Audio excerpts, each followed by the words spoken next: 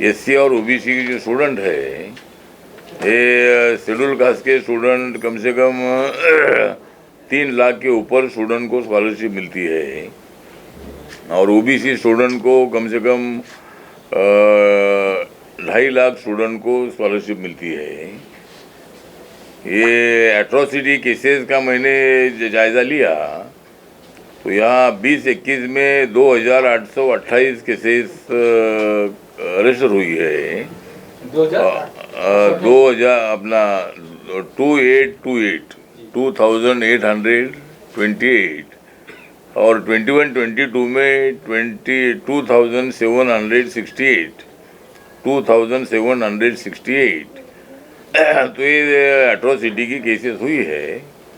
माननीय नवीन पटनायक जी से हमारे अच्छे संबंध है, वो केंद्र में मतलब मंत्री भी रहे हैं, तब से मेरी उनकी पहचान है और कम से कम 4-5 बार, कितने बार हो गए उनके?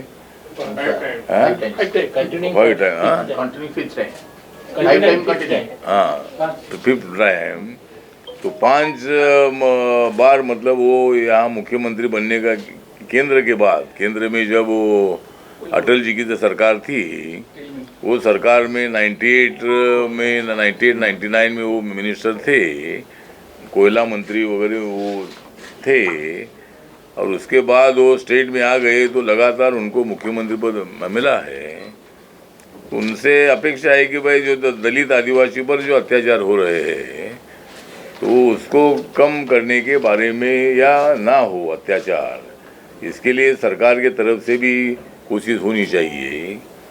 उसके लिए थोड़ा सा समाज में इंटरकास्ट मैरिज जो है उसको बढ़ावा देने की आवश्यकता है और मेरा मंत्रालय डॉक्टर अंबेडकर फाउंडेशन जो इंटरकास्ट मैरिज करते हैं उनको 2,50,000 रुपीज़ हम देते हैं और स्टेट गवर्नमेंट की भी स्कीम है, जो हमारे पास अप्लाई करते हैं डॉक्टर अंबेडकर फाउंडेशन के पास, उनको हम 2.5 लाख रुपए देते हैं और स्टेट गवर्नमेंट के पास भी जो कपल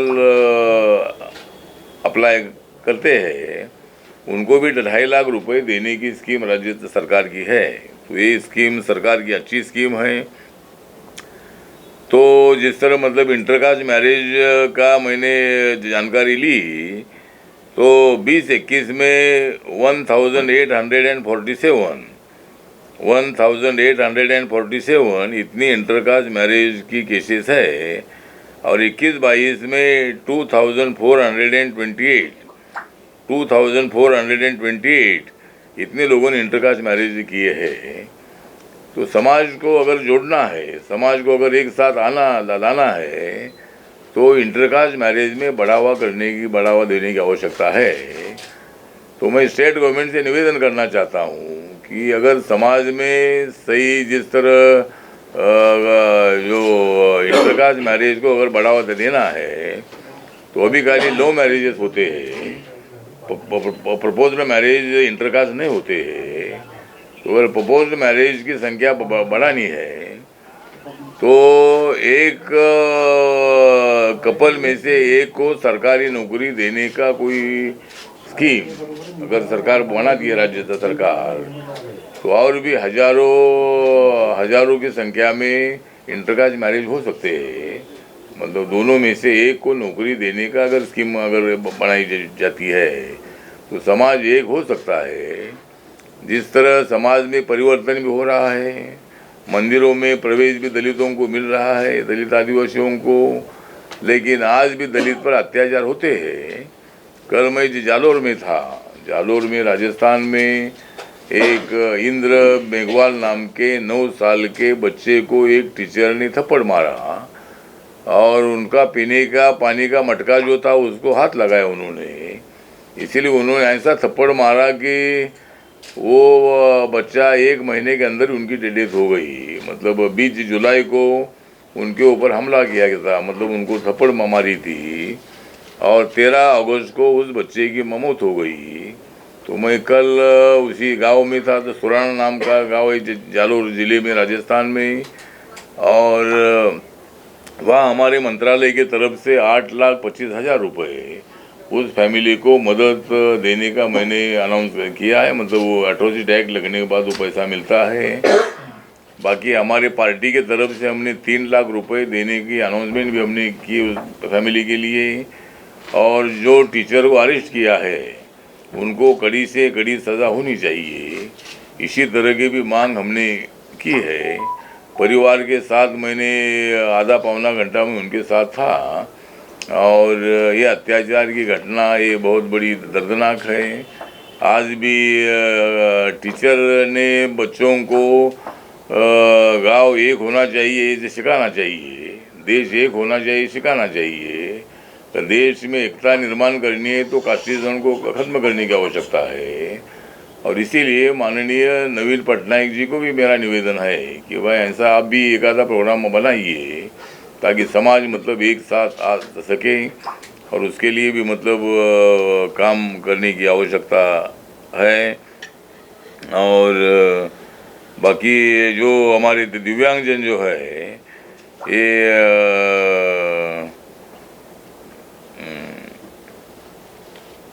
दिव्यांगजनों के लिए भी मतलब काफ़ी जो ये इन्होंने कितना कड़ा बताया था दिव्यांगजन का 12 लाख 20 लाख 20 लाख हाँ 20।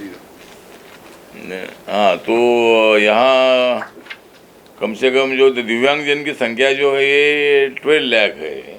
12 लाख दिव्यांगजन डिसेबिलिटी की संख्या पूरे राज्य में है।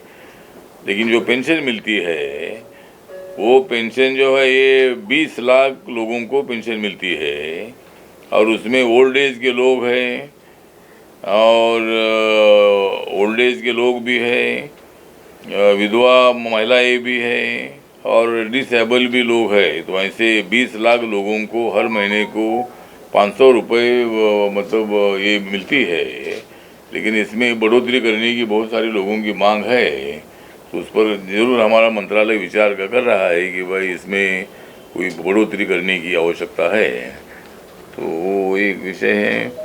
बाकी जो हमारी माननीय मोदी जी की सरकार जो है ये सरकार ने मतलब प्रधानमंत्री जनधन योजना शुरू की थी 2014 में।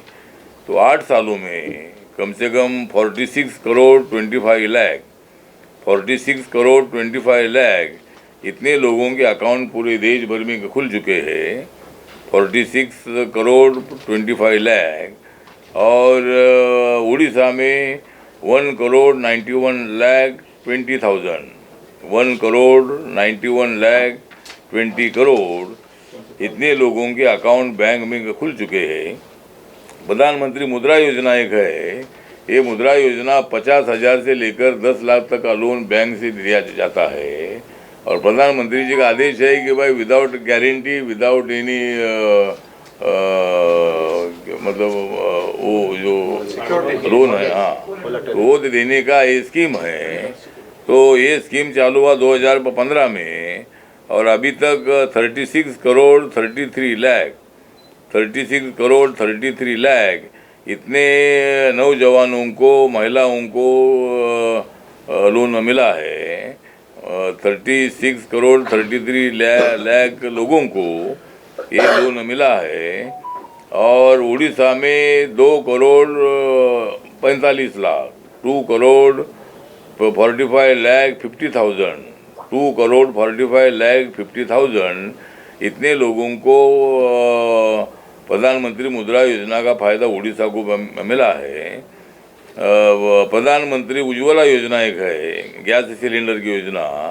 तो इसमें अभी तक 2016 में स्कीम शुरू हुई और 2022 तक 9 करोड़ 34 लाख 9 करोड़ 34 लाख इतने लोगों को गैस कनेक्शन देश भर में मिले हैं।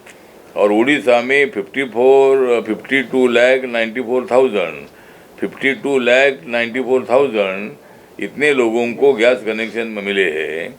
प्रधानमंत्री आवास योजना जो है ये आवास योजना जो अर्बन की है तो इसमें मतलब 2015 में स्कीम शुरू हुई और अभी तक पूरे देश भर में 62 लाख 22,000 इतने अर्बन के लोगों को विद शौचालय मकान में मिला है। और उड़ीसा में 1,08,000 इतने लोगों को अर्बन एरिया में मकान में मिले हैं।